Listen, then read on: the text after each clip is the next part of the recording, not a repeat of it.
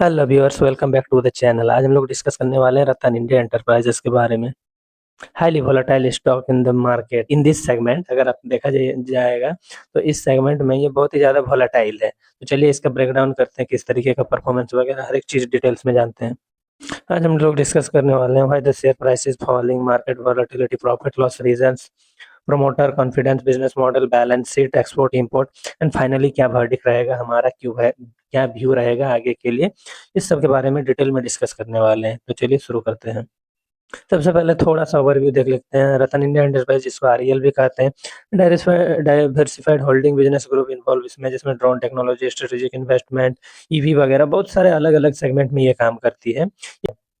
जिसका अगर आज का हम लोग देखें, इसका प्राइस किया 41.04, जिसमें आप देखिएगा कि 2% का आज का भी इसने नेगेटिव रिटर्न दिया। और 5 दिन का अगर रिटर्न देखने जाइएगा तो 5.22% का, 1 मंथ का देखिएगा तो 20% के आसपास का इसने नेगेटिव रिटर्न दिया। 6 मंथ में 12%, और 1 ईयर का अगर आप देखने जाइएगा तो 37% के आसपास का ये नेगेटिव रिटर्न दिया हुआ है।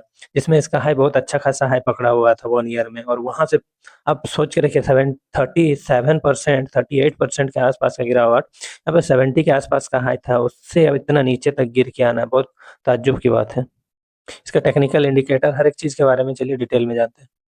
सबसे पहले हम लोग देखते हैं कि क्या रीजन रहा है इसके पीछे जो शेयर बार बार डाउन ट्रेंड दिखा रहा है। पहला हम लोग का देख रहे हैं रेवेन्यू इनकंसिस्टेंसी, जिसके कारण से ये कंपनी ऑटोमेटिकली, किसी का भी रेवेन्यू डाउन होगा तो अपना रास्ता नीचे की ओर देखना ही देखना है। यहाँ पे आप देख सकते हैं company standalone results of very limited revenue, while consolidated results include subsidiaries and investment, this mismatch confuse the mark, जिसके कारण से रेवेन्यू हमेशा इनकंसिस्टेंट रहा है, जिसके कारण ये शेयर नीचे की ओर जा रहा है। इस मिसमैच के कारण पूरा मार्केट कंफ्यूज है। इस शेयर में जो भी इन्वेस्टर वगैरह हर किसी को कंफ्यूजन बना हुआ है। दूसरा अगर देखा जाए तो कैश फ्लो फ्लक्चुएशंस, इसमें आरईएल जो भी रतन इंडिया एंटरप्राइजेस लिमिटेड, इसका ऑपरेटिंग कैश फ्लो हमेशा बहुत वेरिएशन रहता है। कभी आप इसका देखिएगा बहुत स्ट्रॉन्ग इनफ्लो, और कभी इतना नेगेटिव इनफ्लो है कि आप सोच नहीं सकते कि अचानक सडन 500 करोड़ का प्रॉफिट से 600 करोड़ का घाटा में आ जाएगा। कैश फ्लो एकदम इसका कोई ना के बराबर है। और एक रीजन यहाँ पे रहा है सडन स्पाइक वॉल्यूम्स। आप एक देखिए, कुछ भी अनएक्सपेक्टेडली अगर कुछ भी मार्केट में इसके कारण कुछ, इसके लिए कुछ भी न्यूज आता है तो तुरंत वो स्पाइक दिखाता है, और सडनली उसका नेक्स्ट डे देखिएगा कि वो डाउन ट्रेंड में और एक स्पाइक दिखा देता है। जिस दिन न्यूज है अच्छा खासा अप ट्रेंड रहेगा, अगला 1-2 दिन में फिर से अपना जो कंटिन्यू वो पैटर्न बना रहा था डाउनवर्ड, उसी पैटर्न को फॉलो करेगा। जिसके चलते वॉलेटिलिटी बहुत ज्यादा है इसमें। ग्रुप लेवल इन्फ्लुएंस, जिसको हम लोग कह सकते हैं news related to the Rattan India group, इसका जो भी सब्सिडरीज कंपनी, उससे रिलेटेड भी अगर कुछ न्यूज आती है जिसके कारण से पूरा ओवरऑल कंपनी में इफेक्ट आता है। किसी सब्सिडरी कंपनीज में अगर नेगेटिव कुछ न्यूज आ जाते हैं जिसके चलते उसका इम्पैक्ट रत्तन इंडिया पर ही आता है, जिसके कारण से भी इसमें वॉलेटिलिटी बहुत ज्यादा देखने को मिलता है। मेनली अगर देखा जाए तो आरईएल एक सब्सिडरी डिपेंडेंसी कंपनी है। ज्यादातर ये सब्सिडरीज पर डिपेंड करता है। किसी भी सब्सिडरीज में अगर क्वार्टर रिजल्ट अच्छा आता है तो फिर ये अच्छा स्ट्रॉन्ग अप मूव दिखाता है प्रॉफिट एंड लॉस में। अगर किसी भी सब्सिडरीज का रिजल्ट बहुत नेगेटिव आता है जिसके चलते ये इफेक्ट होता है। मेनली इसका जो भी कोर कंपनी है इसमें बहुत कम उसमें से रेवेन्यू जनरेट होता है। सब सब्सिडरीज को मिला के ही इसका ओवरऑल जो भी स्टेटमेंट दिया जाता है।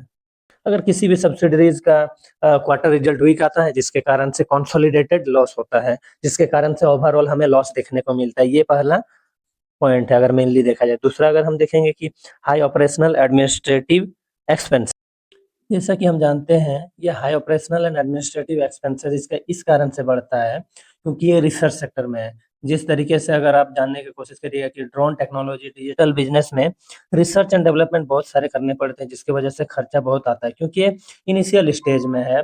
इसको अभी रेवेन्यू बहुत कम आएगा, और जो भी प्रॉफिट रहेगा उसके आने के चांसेस ना के बराबर है, जिसके कारण से इसका खर्चा कंटिन्यूअसली बढ़ते जाता है।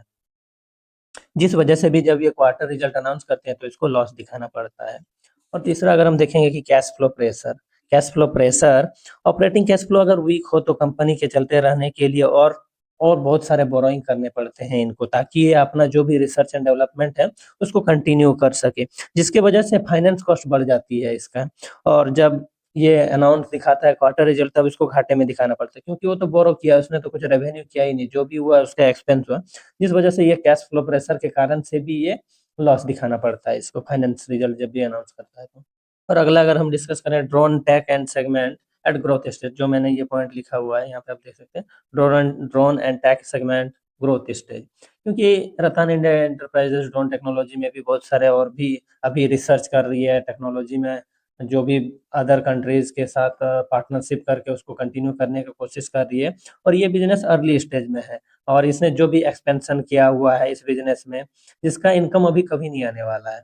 जब तक ये पूरा फुल सेटअप नहीं हो जाएगा तब तक इसका इनकम, उससे रेवेन्यू वगैरह कुछ भी प्रॉफिट नहीं आने वाला। तो जिसके वजह से अभी उसका उस साइड में भी अगर देखा जाए तो ड्रोन टेक्नोलॉजी में इनिशियल स्टेज होने के कारण, रिसर्च डेवलपमेंट होने के कारण उसमें इसका पूरा टोटल एक्सपेंस है, जिसमें इसका कोई रेवेन्यू नहीं है, जिस वजह से भी ये क्वार्टर रिजल्ट में लॉस दिखाती है। और जिसका आप चार्ट पैटर्न में भी देख सकते हैं कि इसका ट्रेंड किस तरीके से आ रहा है, ये भी एक मुख्यतः कारण हो सकते हैं। मार्केट वोलेटिलिटी अगर देखा जाए तो जब भी क्वार्टर रिजल्ट आता है, पॉजिटिव रिजल्ट या फिर क्वार्टर रिजल्ट से पहले कुछ अप ट्रेंड, कुछ डाउन ट्रेंड, कुछ उतार चढ़ाव ये लगातार कंटिन्यूअसली होते रहते हैं।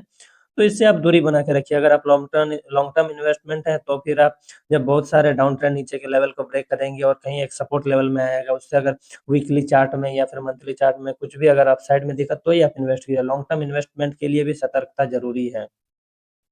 और इसका सब्सिडरी परफॉर्मेंस है, क्योंकि अगर इसका देखा जाए, अगर ये इसका सब्सिडरीज वगैरह सब अच्छा परफॉर्म करती है तो ही प्रॉफिट आएगा, किसी क्वार्टर में आएगा, 2-3 क्वार्टर के बाद अगर किसी को इसने कुछ माल बेचा तो आएगा, अदरवाइज कुछ इसका प्रॉफिट नहीं होने वाला, क्योंकि अभी ये अर्ली स्टेज में है। इसीलिए आप सबसे अनुरोध रहेगा कि थोड़ा दूरी बना के रखिएगा इससे।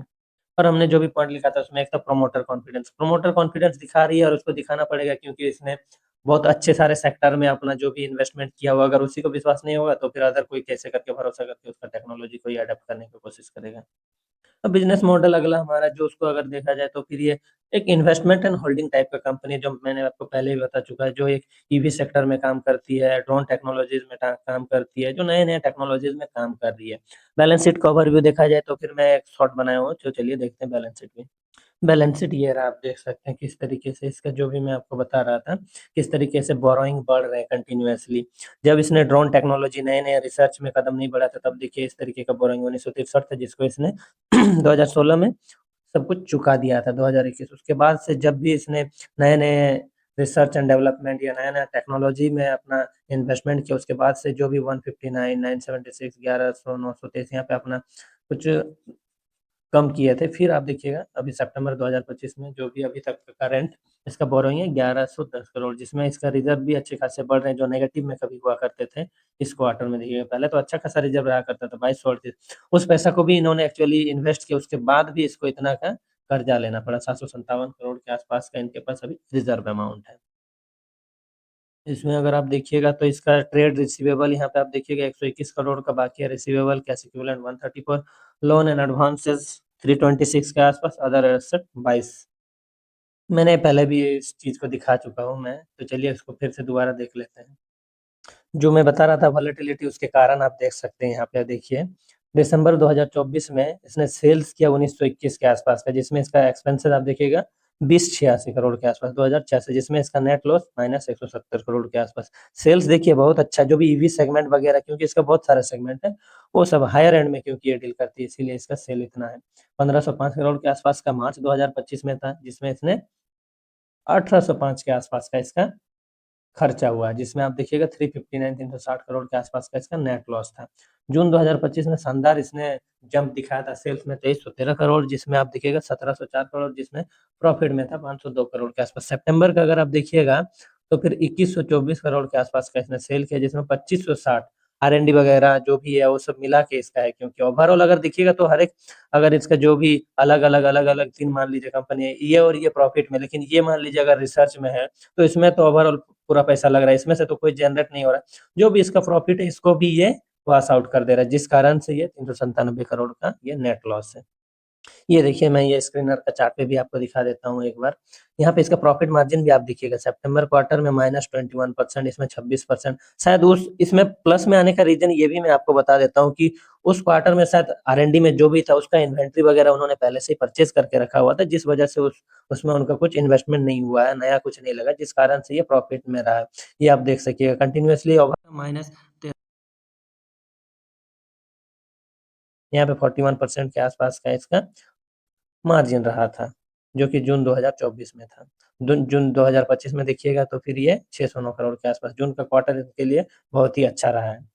और ये इन्वेस्टर जो उन्होंने अपना भरोसा दिखा के जता के रखा हुआ कस्टमर को भी, या फिर जो भी नए-नए इन्वेस्टर आने वाले हैं उनके लिए, क्योंकि वो भविष्य में अच्छा करने वाली है, उनको विश्वास है, इसीलिए ये 74.86 लगभग 75% के आसपास का है, जिसमें एफआई वालों ने कभी 9% 10% के आसपास हुआ करता था, अभी घटा के 6% रखा हुआ है।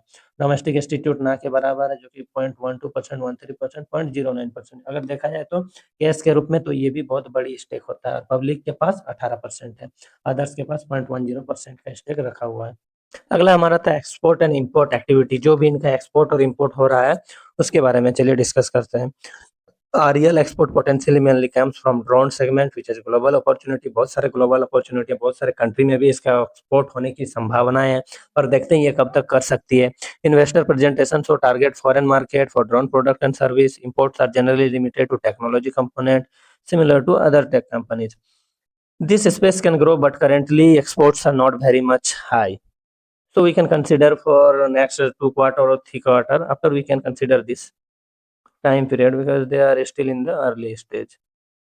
क्योंकि अभी ये शुरुआत में है, तो फिर इसके लिए अभी मार्केट में पकड़ बनाना भी एक चैलेंजिंग रहेगा। नए-नए मार्केट में नए-नए कस्टमर्स को अप्रोच करना, उनके सामने जाकर अपना जो भी टेक्नोलॉजी है, जो भी इनका प्रोडक्ट है, उसको अच्छे तरीके से प्रेज़ेंट करके कस्टमर को अपना जो भी अपना स्टॉक्स है, उसको सेल करना, वो सबसे बड़ा चैलेंजिंग रहेगा, क्योंकि ऑलरेडी मार्केट में बहुत सारे कस्टमर एक्जिस्ट कर रहे हैं। नेक्स्ट जो हमारा फाइनल जो भी वर्डिक्ट रहा था, जो मैंने वहाँ पे दिया था कि हमारा क्या इसमें टारगेट रहेगा या फिर क्या प्लान रहेगा, जो भी निष्कर्ष निकल के आता है समरी में अगर देखा जाए तो, अगर आप प्लान करने का इन्वेस्ट करते हैं तो ट्रैक क्वार्टर रिजल्ट, आप अगला 2 क्वार्टर तक रिजल्ट देखिए। प्रोमोटर एक्शन देखिए, क्या प्रोमोटर अपना स्टेक्स घटा रहे हैं, बढ़ाने का तो कोई चांसेस नहीं है। घटा रहे हैं या फिर डायलूट कर रहे हैं एफआई में जो भी है, या फिर एफआई इन्वेस्टर या फिर अदर्स में जो है डीआई है, क्या उनका एक्शन रहा है। बैलेंस शीट देखिए, एक्सचेंज का जो भी क्लैरिफिकेशन है वो देखिए, उनका एक्सचेंज अपने-अपने जो भी नोटिस को डिक्लेयर करती है, जिसमें देखिएगा उनका बिज़नेस प्लान, मार्केट में क्या उनका पोज़ीशन रहा है, ये सब दिखाता है। कंसोलिडेटेड फाइनेंशियल देखिए, किसी एक सेक्टर वाइज़ का ये फाइनेंस रिज़ल्ट मत देखिए। बाइंग ड्यूरिंग सडन वॉल्यूम, जब भी सडन स्पाइक आता है तो उस स्पाइक को देखकर आप अपना पैसे को इन्वेस्ट मत कीजिए। Invest wisely and stay inform, अगर आप थोड़ा-सा अपना इन्वेस्ट करते हैं तो फिर उसको ट्रैक करते रहिए। इंस्टॉलमेंट वाइज़ में आप इन्वेस्ट कीजिए, अगर आपको इन्वेस्ट करना है, एक बार में कभी इन्वेस्ट मत कीजिए। और मेरा राय रहेगा कि अ, बचे रहिए इन जो भी लॉस वाले कंपनी है, क्योंकि मार्केट में और भी बहुत सारे कंपनी है, और अपना रिसर्च और आपके जो भी सलाहकार है उसके सहायता के बगैर कभी ऐसा कदम मत लीजिए जिसके चलते आपका पैसा का नुकसान हो। धन्यवाद बहुत-बहुत आप सभी का। अगर अच्छा रहे तो फिर ज़रूर चैनल को सब्सक्राइब कीजिएगा। Thank you.